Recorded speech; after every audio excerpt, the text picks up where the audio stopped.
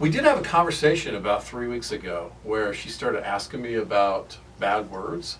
And I had this like very progressive Carlin-esque sort of talk with her about how there's no such thing as bad words and it's all about context. And there's some words that might be adult words that maybe you shouldn't use now, but it doesn't mean that the word is bad. We had this great talk. And I was feeling like the king of the world as a dad. This is a true story.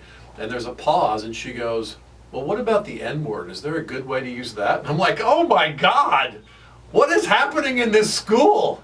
Yeah, who do you hear that What from? in the F word is happening? So actually it turned out, it wasn't from school, it wasn't from a friend. She has a cousin who's 11, which is also weird, who's reading To Kill a Mockingbird. And so they were discussing this really bad word. And so she was curious about that. And she asked me all kinds of things. She was asking me, it was really innocent and sweet. She was just like genuinely curious about all this stuff. She asked me about the B word and the S word and all these different things. And she asked about the H word. And we're both kind of like, she couldn't remember what it was. And I was kind of stumped. And we're both crinkling our noses. This is a true story. And I go, the H word?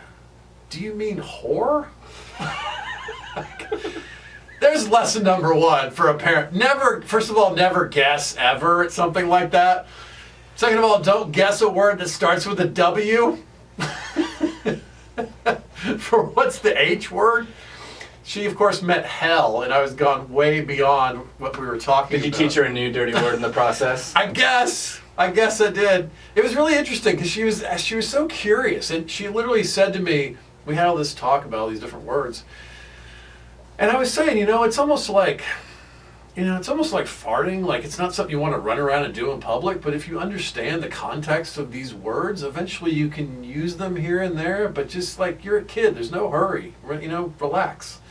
And it was a cool conversation. And she said, so well, are there other words? Like, what are all the other words? And I'm like, I don't know, there are thousands. Like, I don't even know them all.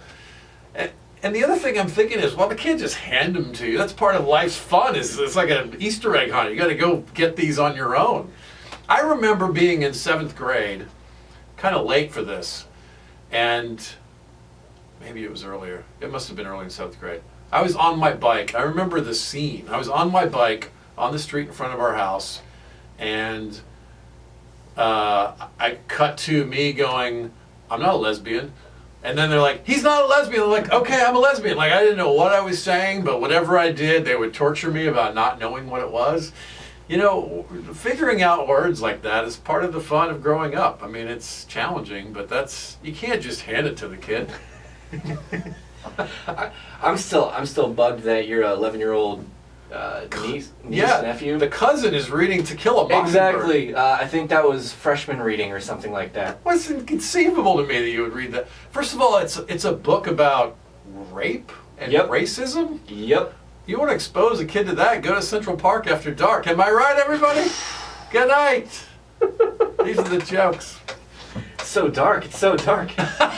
Well, I'm glad that I'm glad that it's possible to remain to keep a dark sense of humor even when you've brought life into the world. I think so. I mean, first of all, kids are smart and they grow up faster than we did. It seems to happen with every generation, and so just lead them, and be thoughtful. They'll be fine. They follow you, right? Right. So don't be a jackass. You'll be fine. That's gonna be so hard.